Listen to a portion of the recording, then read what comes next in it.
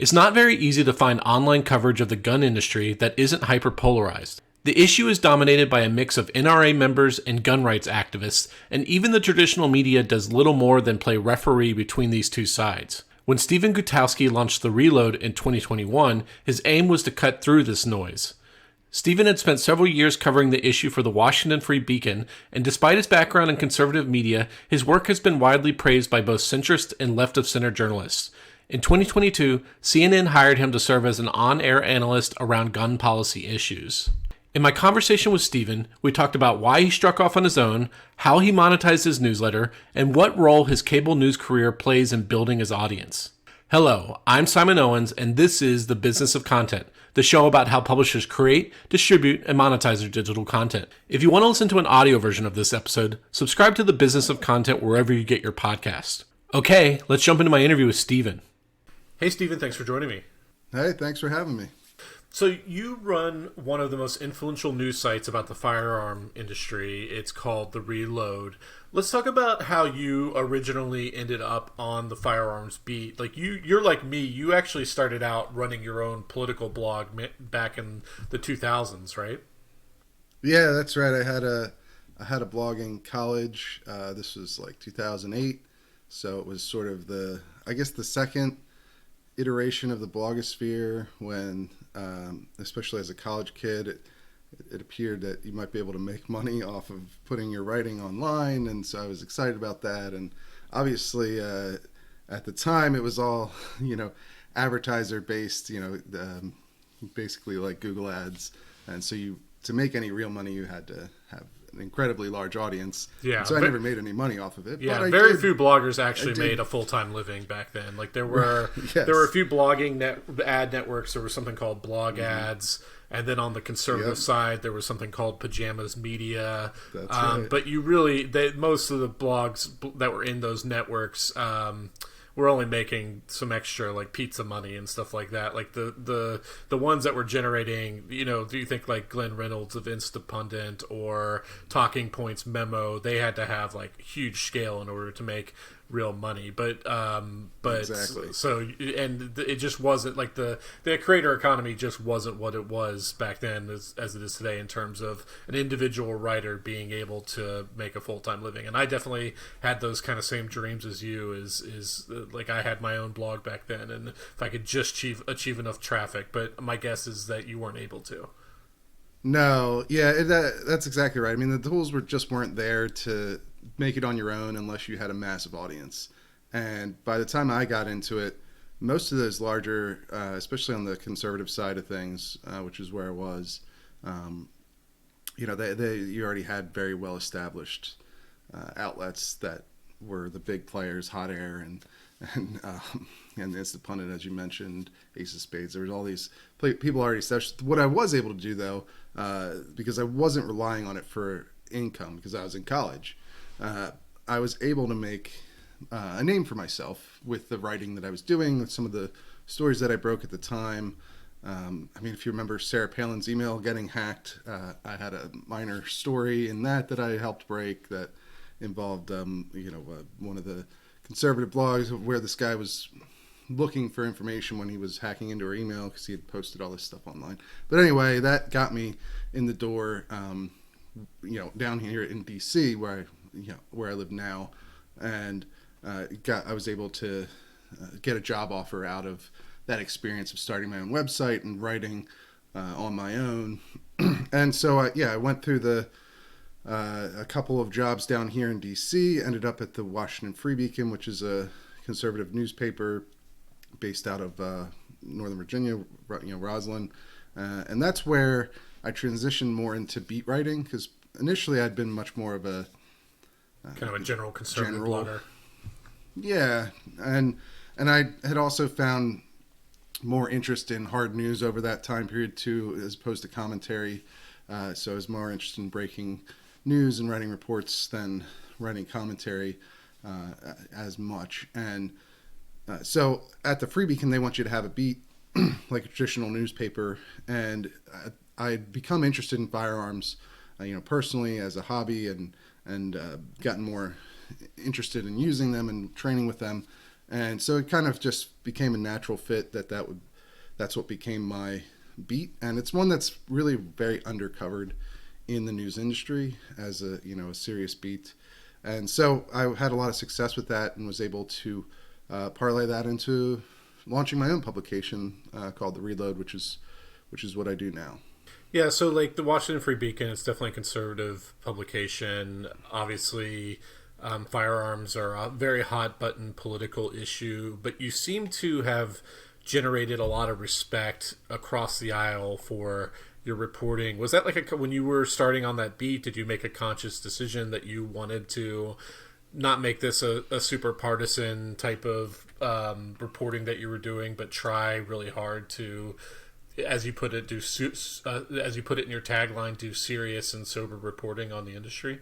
Yes, certainly. I mean, the Free Beacon is definitely editorially conservative, but they certainly try to adhere to the traditional journalism ethics and style of reporting that you would see in the Washington Post and the New York Times. That was always the idea, was like the stories that they're writing might be focused on different areas than what the New York Times focuses on, but it's the story would be written in a way and to the standards that it could show up in the New York Times if their editors had a different point of view on what was important and what wasn't, right? I mean, that's just news generally. Every outlet has a certain perspective on what stories matter most.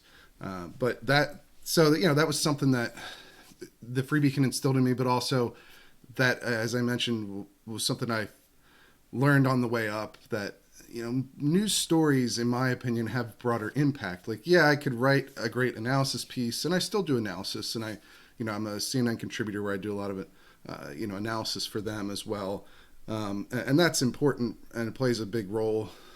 So does opinion, frankly. It's not. I don't want to discount people who do opinion and do it well, because that's an important part of journalism as well. But to me, I always found I had more impact when I was breaking news that nobody would have heard about otherwise. And I think that it's important to be fair to everyone involved in every story that I write. Try to reach out to them and give them the opportunity to comment, not just for their sake, but for my sake too. Because if you don't do that, if you don't follow those basic journalistic processes, you're going to probably end up embarrassing yourself a lot and publishing things that aren't true. And that's where you end up going down a rabbit hole to being, like a trash publication, like a conspiracy publication. And no one takes you seriously outside of the few people that are, bought into whatever you're selling.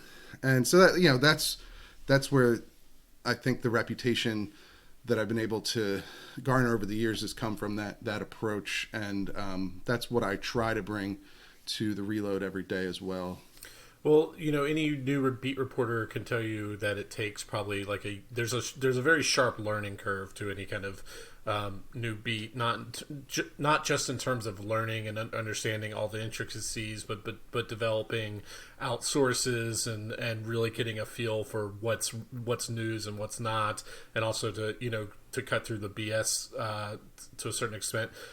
At the Free Beacon, you were moving from a kind of a background in kind of editorial writing towards more kind of reporting. How long did it take you before you felt like really comfortable and confident in your new beat?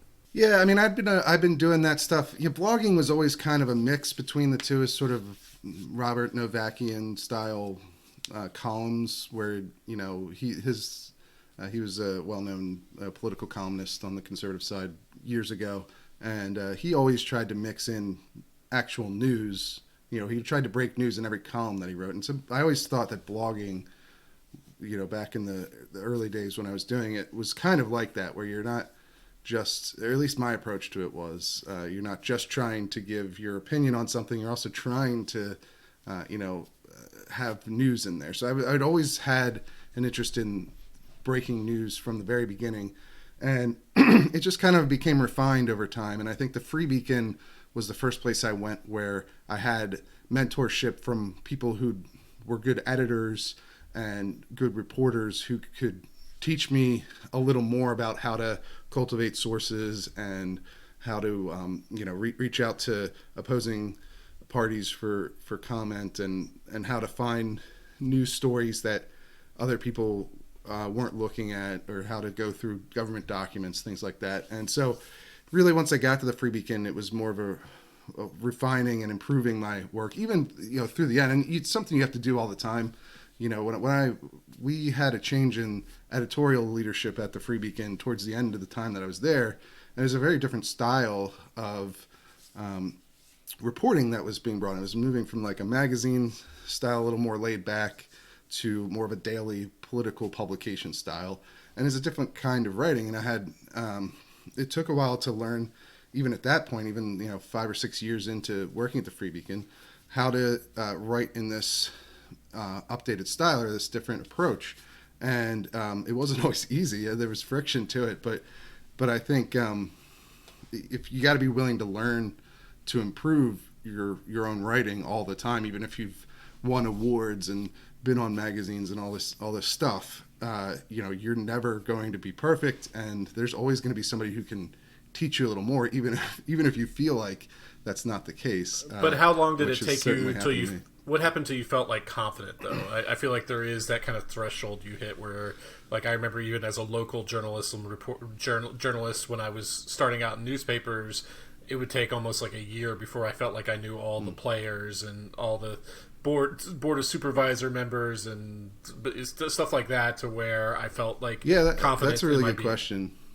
Yeah, as far as the firearms beat goes, it was one of those things where I didn't come into the Free Beacon necessarily with a firearms beat in mind as something I was going to do long term as my main focus, and my early pieces weren't all about guns. It's just kind of something that I naturally fell into, I guess. And so it took a while before it became like my main focus. I remember because I had gone to a couple of events and did like features where I was going out to shoot at a machine gun range in Las Vegas or something, or shooting from a helicopter or stuff like that, which was some of the very fun stories I was able to do. But it kind of became a theme, and then I was able to get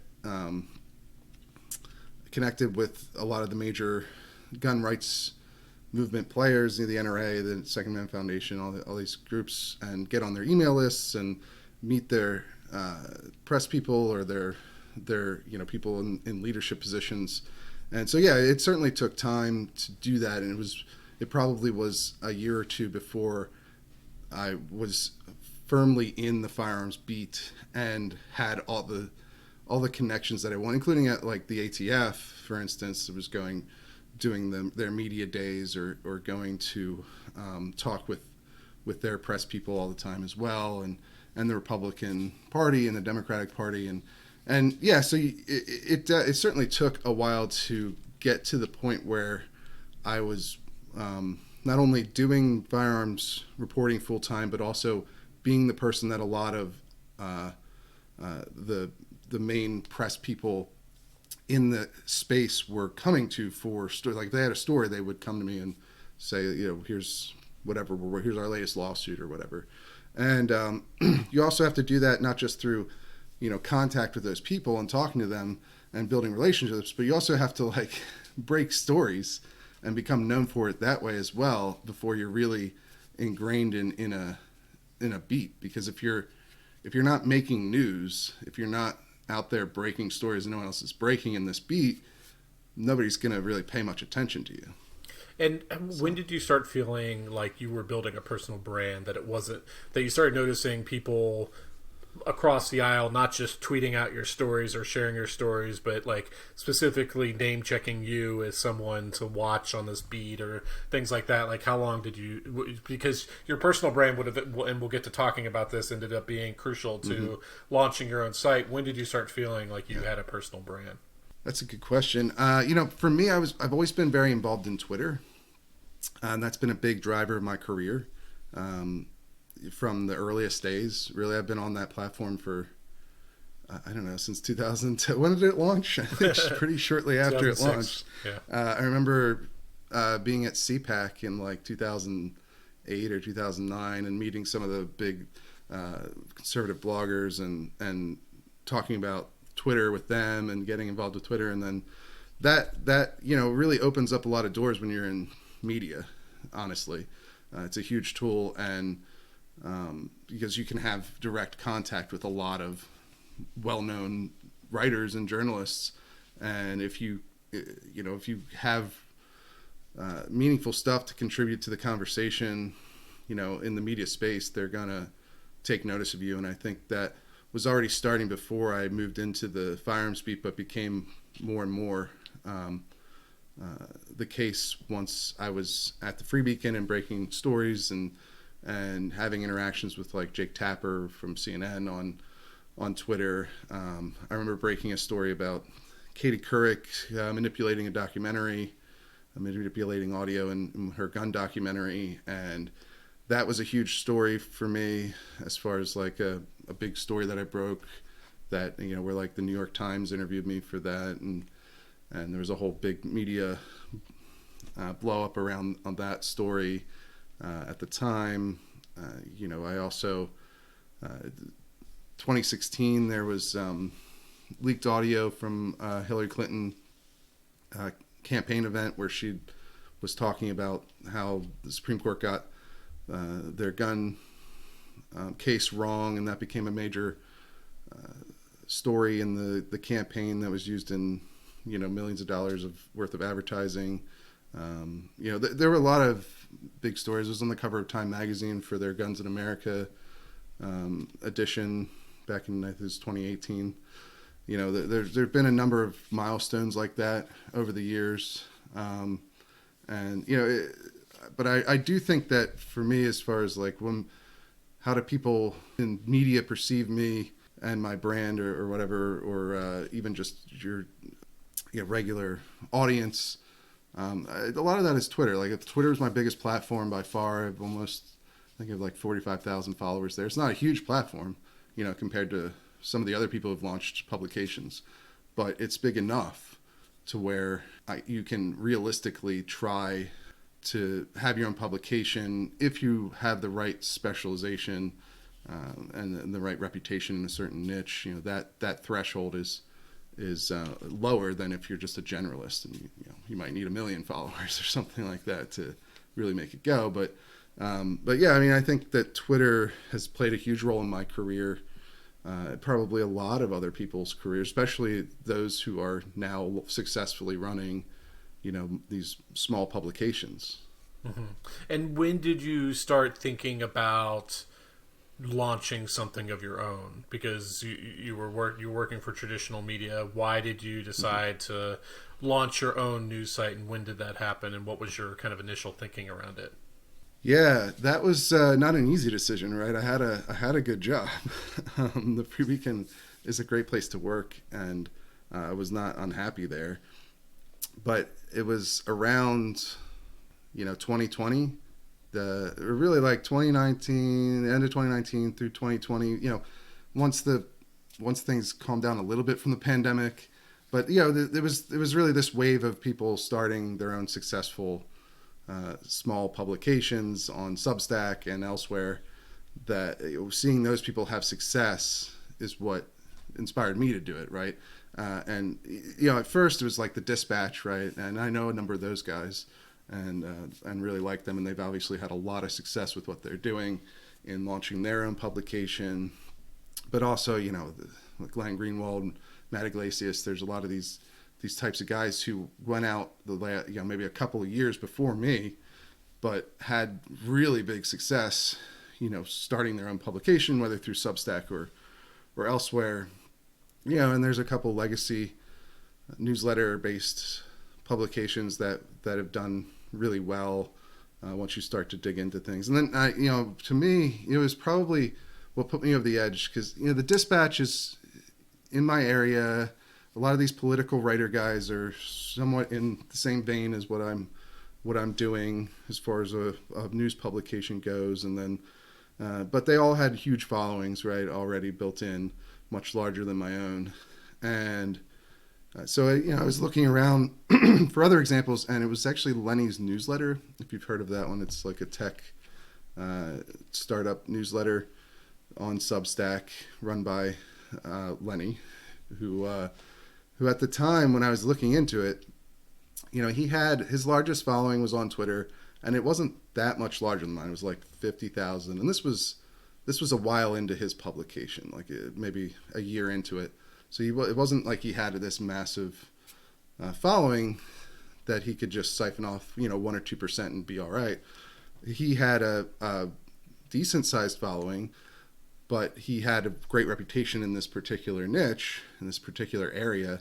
And I remember he had like, I think 2,000 subscribers at $15 a month. I forget the exact number, but he was making like $750,000 in revenue would be the way that it worked out, the math at the time, off of like 50 or 60,000 followers on Twitter. And so I was like, wow, okay.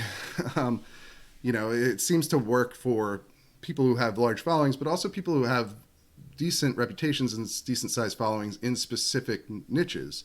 And so I thought, well, I fit into that fairly well, and saved up a little bit of money. Not a lot. I think I had like $15,000 to my name when I started the publication. But that's one of those things where it's not expensive to get it going, right? Even the way that I did it, which is a little bit different than just signing up for a Substack or whatever. It's still not expensive to run an operation like this. You just have to basically be able to cover your own expenses. You've talked about this at length in your newsletter, and I'm the same way for me, right? I just had to figure out what do I need to survive, and then and I was lucky enough to be very successful with it so far. And you quit cold turkey and just decided I'm going to focus. Like some writers, they kind of try to launch a newsletter and they're kind of running it on the side, and then they eventually start transferring over to running it full time. But you decided to just go for it. Yeah, I mean, I would have loved to do it that way, but it probably wouldn't have been very fair to the Free Beacon, because they're paying me full time to write news stories for them, and so if I'm out there trying to launch my own publication while it just wouldn't have worked. I couldn't have done it at the same time I was doing, because that's what I was gonna. That's what the publication is the reporting, and it's a little more analysis than what I was doing at the Free Beacon, but it's the same basic idea. So I couldn't really do it at the same time. It wouldn't have worked. And so, yeah, I just had to go with it and hope that it worked. I was like, well, I got money for like 6 months or so without bringing in any money at all, and so I just need to get to like 1,000 people or whatever, which you actually don't even need to get that many in my experience, but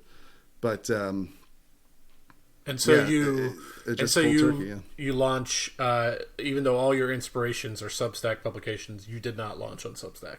Yeah, correct.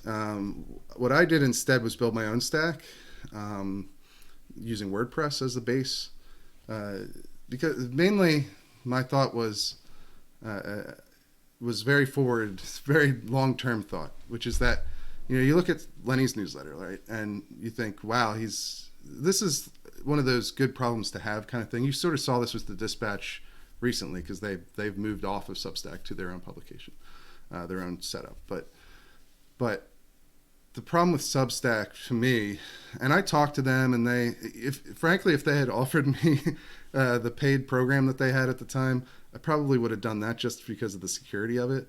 But we had good conversations, and they said they have like a little Twitter metric that they use to judge people's like viability for the platform, and said I was doing very well on that, but they didn't have openings, or whatever the case might have been. I'm sure I wasn't I think they mainly were focused on like really big accounts that are easy, like we know this guy's gonna bring in a lot of subscribers, which makes sense business-wise for them. But the biggest problem for me was, you look at Lenny's newsletter and you think, well, he's bringing in $750,000 a year at that time. He's actually much bigger now, from what I understand. So good for him, right? It's doing great. But if you're on Substack, they take, 10% off the top?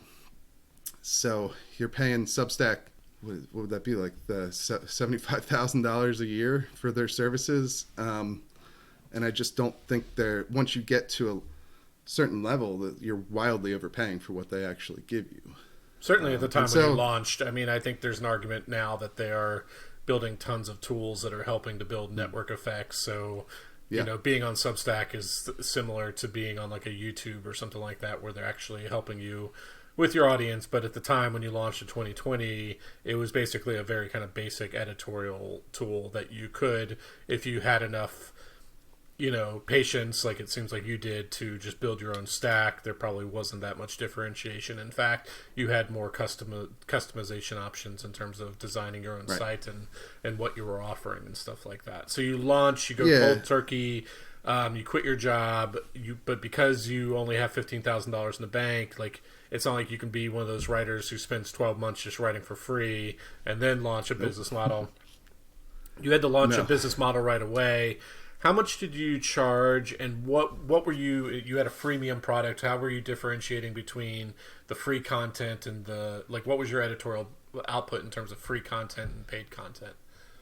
Yeah, great question. Well, everything that I had heard in the lead up to launching, and I talked to people across the industry who were doing their own publications. I talked to, like I said, talked to Substack. I watched lots of, I did a lot of research, and one of the common themes was there were two common themes that I really ended up adopting, which is one is give away all your best content for free, or at least your content that's most going to appeal to the most people, right? Because it's freemium model, your free content is kind of advertising. It's your marketing, yeah. Right. It's showing people what you do, and giving them some, reason to want to subscribe for the more in-depth content. Right. And so for us, the way that works out usually in the vast majority of cases is that all of our news stories are free. They're all in front of the paywall. And then almost all of our analysis pieces are member content. So, if you like our reporting and you're inclined to want more of it or want more from us, then you can buy a subscription to not only support the free reporting. I mean, it's obviously right now our model, and I think we're still in basically like a proof of concept sort of space right now with the reload. It's still very early in development. We still only have one revenue source for the business, which is the subscriptions. It's member funded, and so you're supporting the free reporting when you buy a membership. But also, you buy that membership, you're going to get something for it. You're going to get access to our analysis. You're going to get the sort of go deeper into what's happening with guns in America. And so that, that was the big thing, was like, don't put your best content behind the paywall, or at least your best is probably not the right word for it. It's more like the content that's most likely to appeal to the most people. And that's usually news stories for us. Like analysis sometimes if I do an analysis piece on a really big news story, we'll put that in front of the paywall. I mean, obviously we have to balance, I got to have enough content to keep the members happy, right? For what they're paying me money, right? I don't want to all right, well, this week we're putting everything in front of the paywall because I think this analysis piece is going to do. I got to be able to, it's a tiny publication. I got to be able to balance where our content is going. But that's the general breakdown. Is news is usually free, analysis is usually charged for. Sometimes we put an analysis piece for free so people can also get a little idea of how we think about things and what insights we have. I've been considering moving to, I know you're a big proponent of this, maybe a timed exclusive. Right now, all of our members pieces are just members pieces forever. And that's something I'm looking at, is maybe you have to figure out what's going to still be worthwhile to the members, but maybe after a certain time period, the previous members only analysis pieces become free for everyone. But yeah, and then the second thing was charge more than you think it's worth. Was another, I think, good piece of advice. People tend to undervalue their product. And so how much did you charge? Running your own business. Well, we started off with 3 tiers, which is monthly, yearly, and then lifetime, or really co-founders, which was a special launch edition. And it was $10, $100, $10 a month, $100 a year, $1,000 for a lifetime. And we had an initial sale during launch that brought it down to $7 a month and $70 a year, although the lifetime was still $1,000. and that worked out well. We sold like 26 of those lifetime memberships early on. Which is good because you needed capital.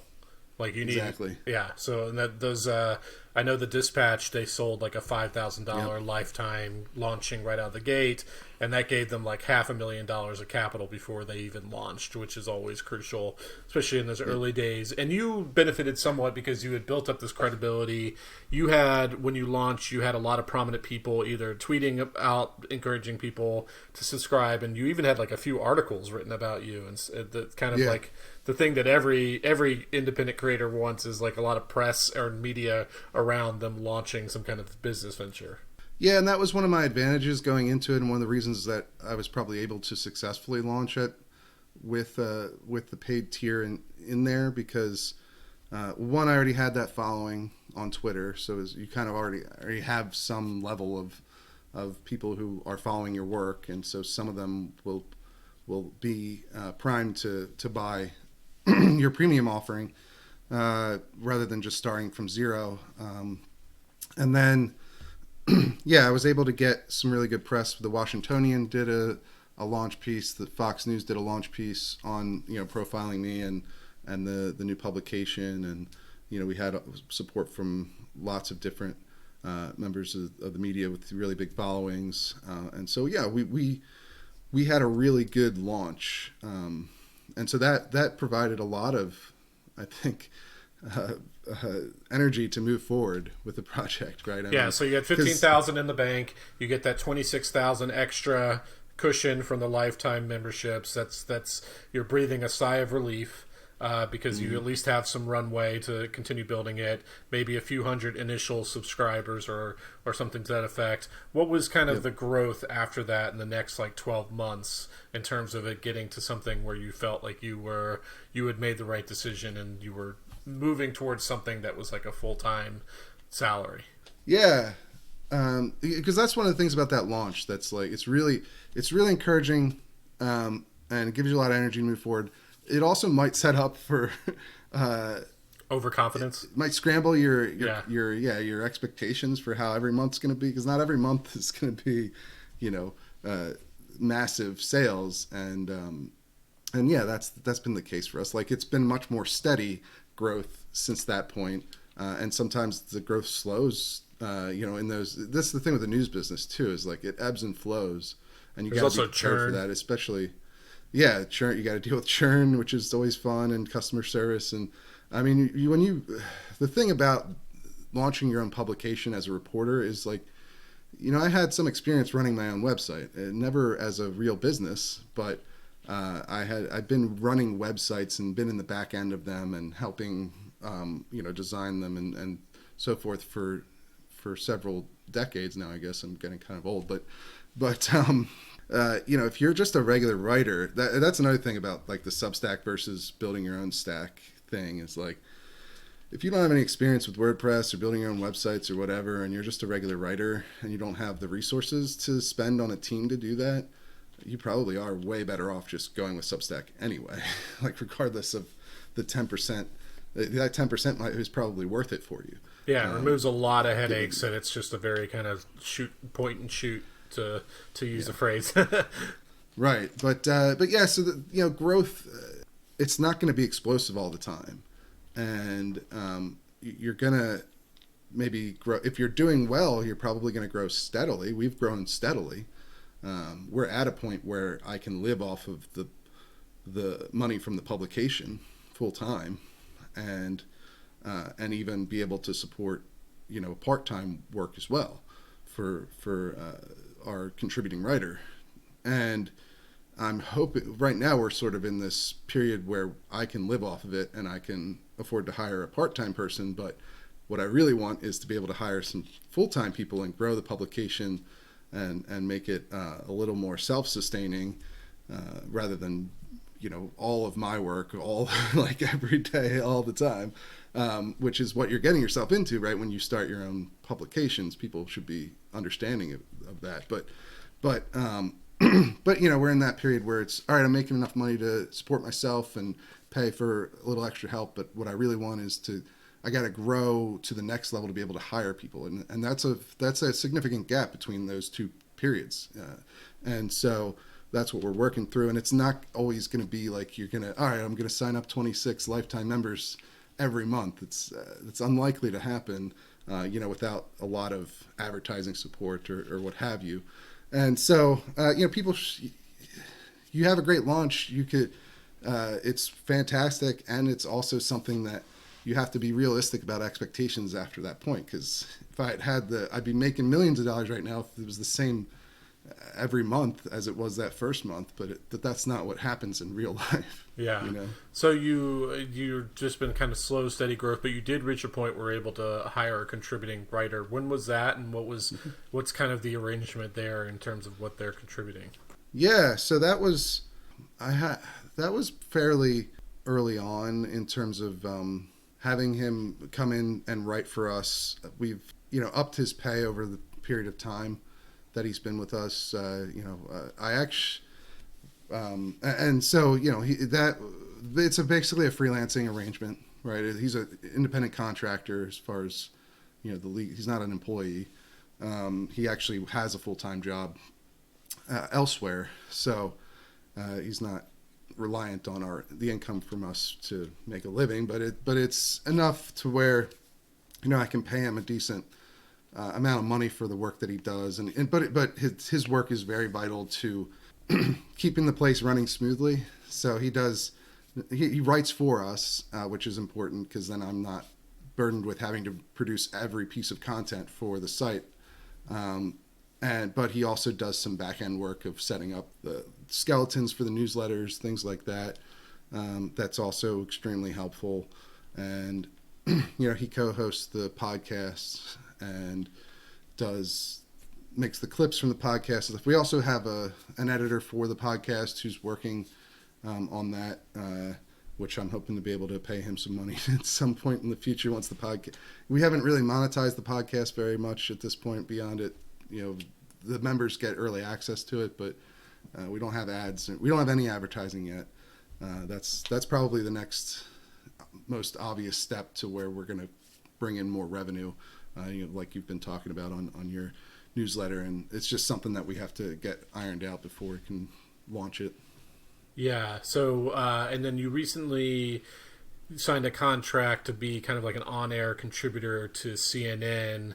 Do you feel like is that just extra money, like that's nice to have, or do you kind of think of that as being as part of your holistic business, that's helping not only bring in some additional revenue, but maybe drive more attention to the newsletter, which will lead more signups? Or how are you thinking about that CNN contributor thing going? Yeah, it's certainly both, right? Like it helps financially, so I don't have to fully rely on the business for my income anymore, and it actually gives me a lot more flexibility with the business, because now I can reinvest a lot more of the profits, or the revenue really, into growing the business. It's not, I'm not making incredible amounts of money. It's a entry level, base level contract. It's great, but it does relieve some of that financial stress. And then at the same time, I would expect that as often as I'm on CNN, which isn't going to be every day, but it's going to be hopefully fairly often, that that's basically a kind of advertising for the Reload, because they're going to identify me as being from the Reload. And if people appreciate my perspective on when they're watching CNN, hopefully they'll go to the Reload and sign up. I would expect that would be a way that we're going to generate new signups and memberships down the line, especially with hopefully I might have to rely on that even more than I want to, given what's going on with Twitter, where which is really a big part of what I rely on now for generating interest, and so it might even be more necessary in the future here, depending on how things actually end up at Twitter. So you mentioned that you're only paid subscription. You only monetize your paid subscriptions now. I've written about this a lot in my newsletter. It's just subscriptions are just a brutal business for, only being like one leg of the stool. You really need to try to do as many legs as possible. Like they're a great foundation, but like especially when you're by yourself and you only can create so much content, you hit a plateau because once churn starts, kicking in, then every two new subscribers, there's one new subscriber that's unsubscribing. The growth really slows down a lot. You have ambitions to have something bigger. So what are you thinking and there's now a lot more appetite with advertisers who have been burned by really low quality programmatic advertising that are showing a lot more interest in doing native ads and stuff like that with individual creators. That's why we have like the rise of influencer marketing, all that kind of stuff. So what is your thinking about diversification and moving into other revenue streams going forward? Yeah, I think that you're absolutely right about all of that. My goal each month is to get twice as many new subscribers as we have people who churn out, which is not easy. It's not easy. I mean, even at relatively small numbers that we're doing it at, right? It's still hard. Now you can control some of that by, with sales and things like that. But that's another area of like, how do you approach sales? But how often do you use that lever? Because it's diminishing returns, obviously, at some point. But yeah, advertising is the next obvious source of revenue for us. I think there's a couple more beyond that as well. Events would be another one. There's you can look around at some of the other publications that are in this space, whether they're bigger or small or medium sized, and there's a couple different revenue sources that they all sort of do, which is subscriptions, advertising, events, speaking engagements, that kind of stuff. For me, there's probably opportunity to sell training or some of these others, a couple other specifically gun related opportunities. But we have an added complication, which is that we're a news publication, so our advertising business has to be separate from the editorial side of things, which is difficult when you're a one person operations. You got to find some way to be able to assure people that when an advertiser buys an ad on the reload, that they're not they're not getting some sort of benefit from our coverage. You know what I mean? You have to be able to assure your audience that you're not selling out to whatever advertiser comes along to buy an ad in the publication. And so usually most newspapers will do that by having a separate advertising department. It's obviously more difficult when you're as small as we are. So that's one of the reasons why it's taken a while for us to really ramp up advertising. There's also like, how do you approach advertising when you're relatively small in terms of audience size?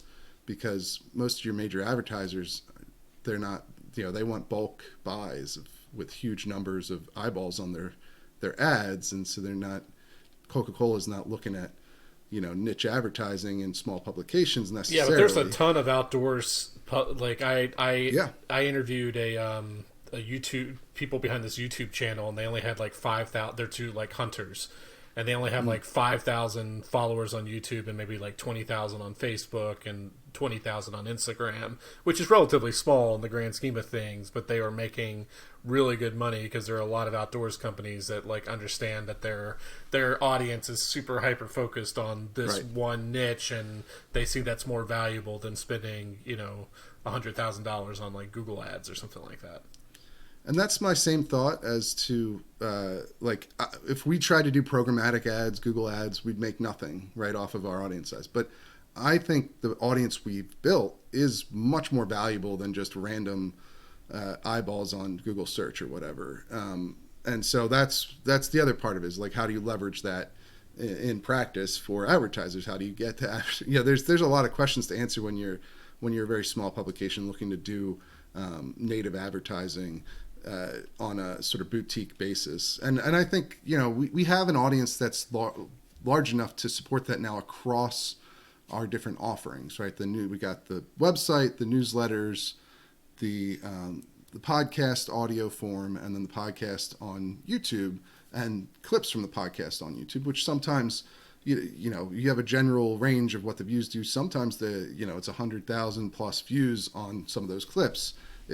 Some of that is dependent on the YouTube algorithm, but I think for us, we have a big enough audience now to where advertising makes sense. We have a premium enough audience, like an audience that is very much engaged in both the gun side of things, which is a very expensive hobby, obviously, so they have disposable income in theory, and also very engaged in the political side of things. There's a lot of most of the Senate Republican offices subscribe to the Reload. Some of the Democratic ones do as well. The White House reads our stuff. A lot of House members, all the major gun groups on either side read our work. So it's very influential in the political side of things as well, which also, of course, brings a whole other bunch of questions about who you accept advertising from, and there's a lot that goes into it that's hard when you're such a small publication. But I think it is our next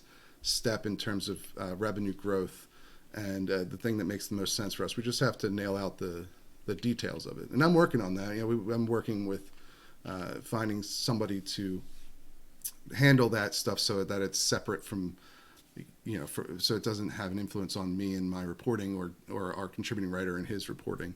Could you see yourself? It's just a little slow process. Could you see yourself going to any investors and trying to raise some kind of seed round with the idea of I have a good foundation here, but I want to build out a more scalable business. I need to hire some ad sales people and some other operations people. Could you see that, or do you want to just have the 100% ownership and not really deal with all that? I could see myself doing that. The thing about investors, and maybe this is just because in popular media you think of it in terms of investors looking for hyper growth opportunities in tech companies and stuff, where they're trying to 1000x their the size of the company in a year or something. That's obviously not going to be what the Reload is. I think that our potential market is much larger than what we're reaching right now. But and I think investors can make sense if they have the same vision as you for the product, for the business, and so yeah. But that's another thing. It's not easy to go and find investors. You know what I mean? Especially on that scale. Where you're looking for, this is a small business basically. Yeah, I mean, I'm thinking more of just a seed round, not like a BuzzFeed size investment round, but like a few $100,000 for just the kind of. But it's something. Yeah, you're right. It's easier said than done. In terms of I'm interested in it. It's just not. Yeah, you got to find the right people, and they have to have the right expectations. And that's I'm open to all kinds of stuff, but going out and finding those people is another thing that's hard to do too. In terms of your paying subscribers, like you mentioned, you had some congressional offices, people like gun manufacturers and stuff like that. Is that who your paying audience is? It's people whose jobs touch the gun industry in some way, or is it also include just enthusiasts and hobbyists as well? Yeah, it's both for sure.